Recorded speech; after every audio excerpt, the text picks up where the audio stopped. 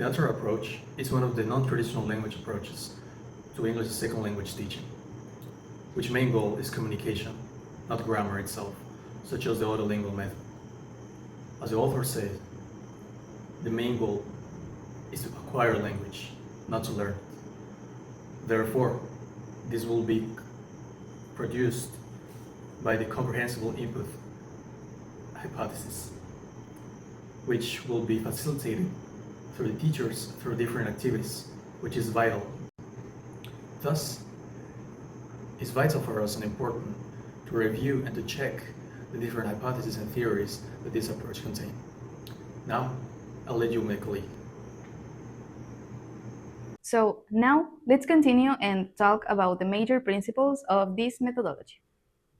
The first hypothesis is the acquisition versus learning techniques. And by acquisition, we mean all of that learning that we acquire when we are not conscious about it, versus the traditional learning that happens in a classroom when we try to memorize vocabulary, to memorize flashcards, to conjugate verbs, instead of naturally learning all of this vocabulary.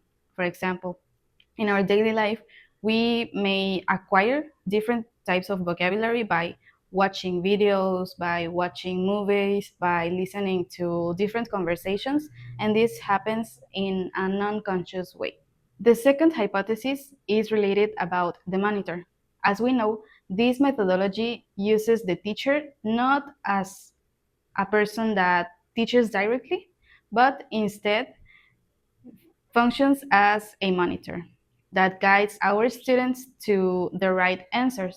One of the main characteristics of the teachers in this methodology is that they function mostly as a monitor than as a teacher itself.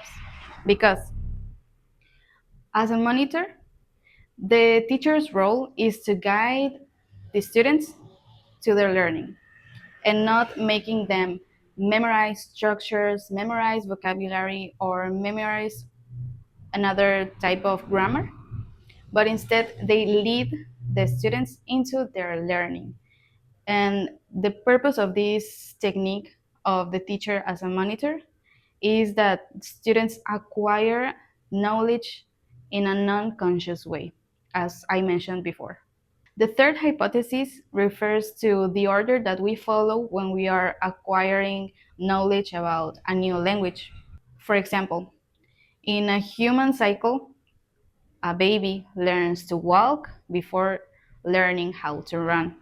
It's the same when we are trying to learn a new language, because, of course, we are going to start by learning small particles of this language.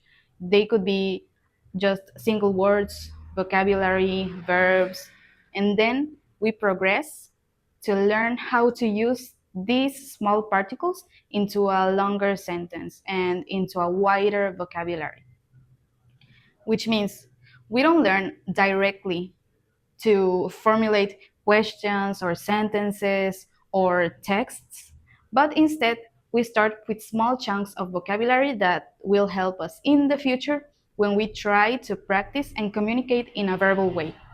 The fourth hypothesis is related to the level that we learn.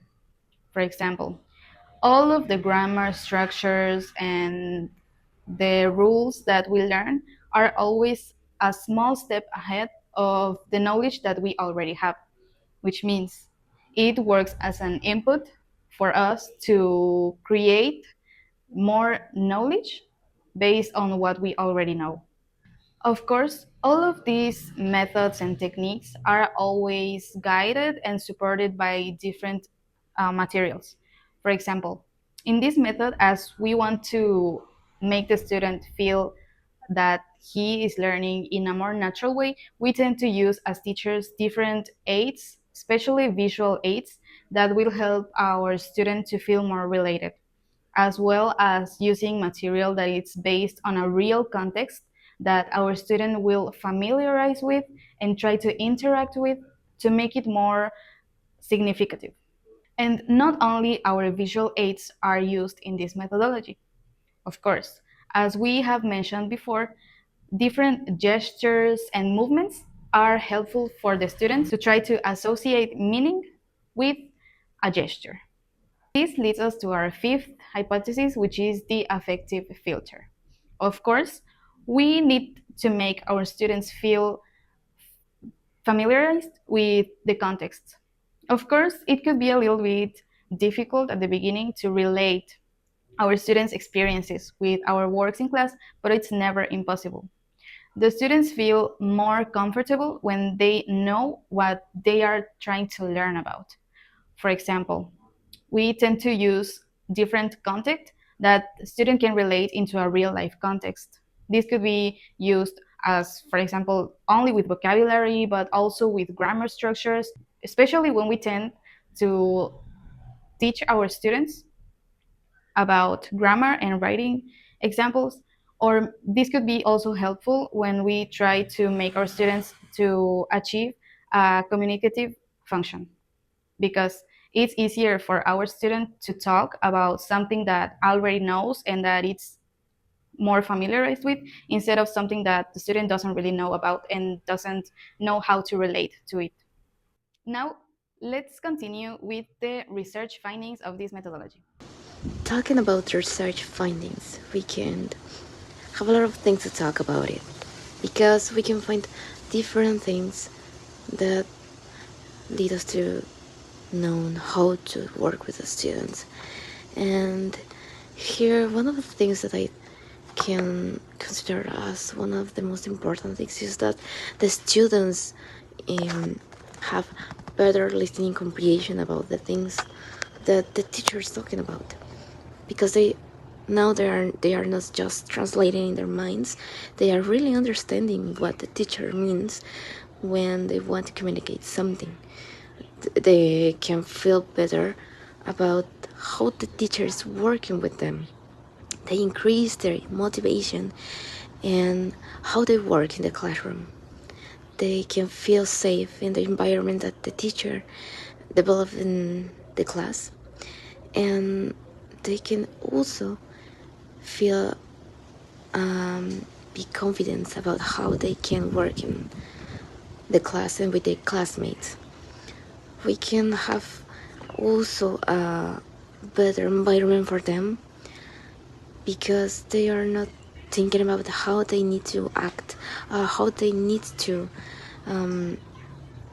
feel, or how they are taking part in the class.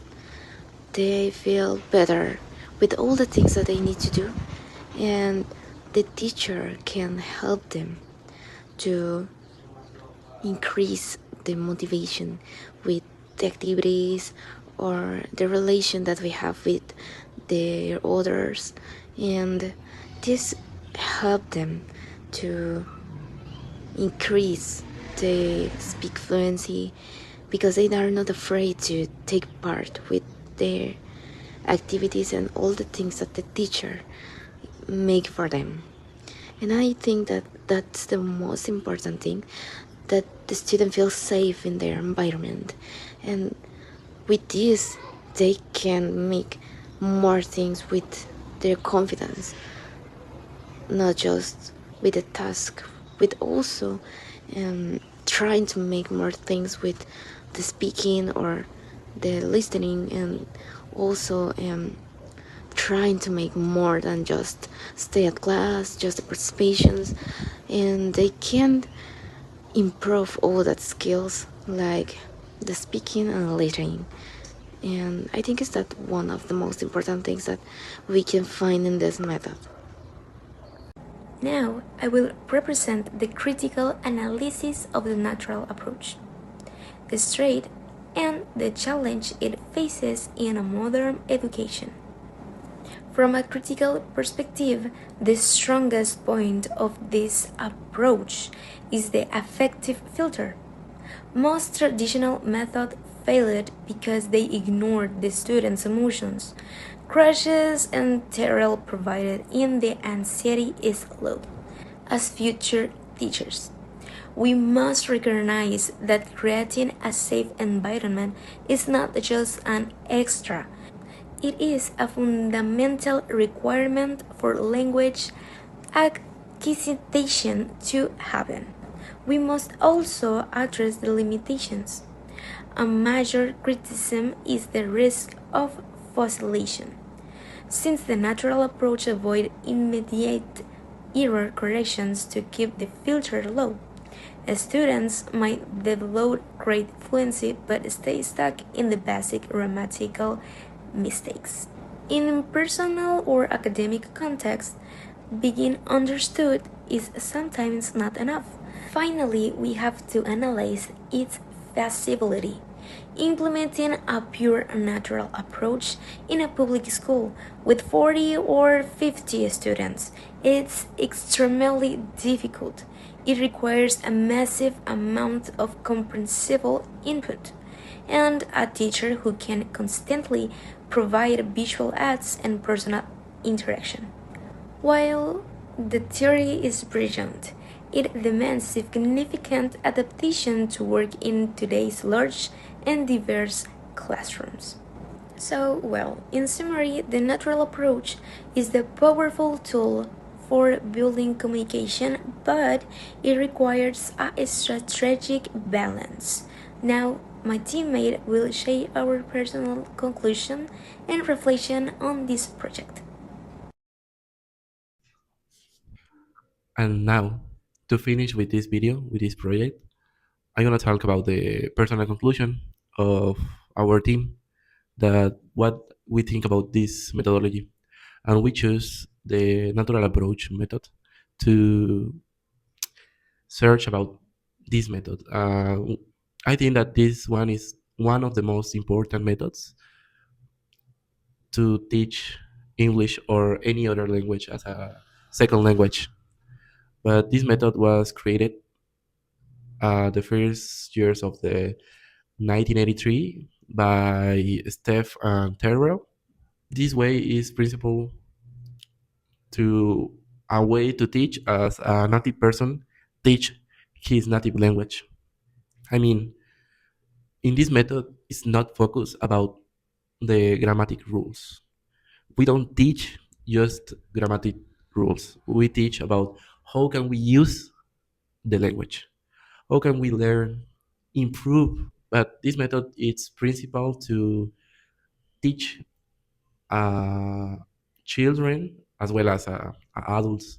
But I think personally that this methodology works better to an adults. Maybe not for a private school or public school. Maybe for a course to get a new job, to improve or just to improve your English, just to improve your skills at the time of speaking. Maybe for a waitress or a receptionist or any other job, this work very good because we works in duos and groups, and the learners teach in a way to every time send message and receive message in a new language. Maybe they don't say the things very good, but they are improving their skills and learning a new language. And this methodology works very well for modern education because at the first time of this methodology, the teachers teaching by television or radios, but any person has a radio at home and less person has a television at home. But the thing that all of us have is a phone. A phone can be used for everything, to listen some audios, to maybe work or practice your grammatic skill, maybe for platforms like games to learn English, or the most famous app to learn a new language is Duolingo. And those apps works very good if you are focused on your learning. But and this is why we choose this method is maybe for a low stress environment. They are shy for speak, not for speak their principal language, also the second language. But this is why we chose this method. I think that that's all for me. I really thanks for your time, teacher. I hope that you enjoyed the video. Have a good night.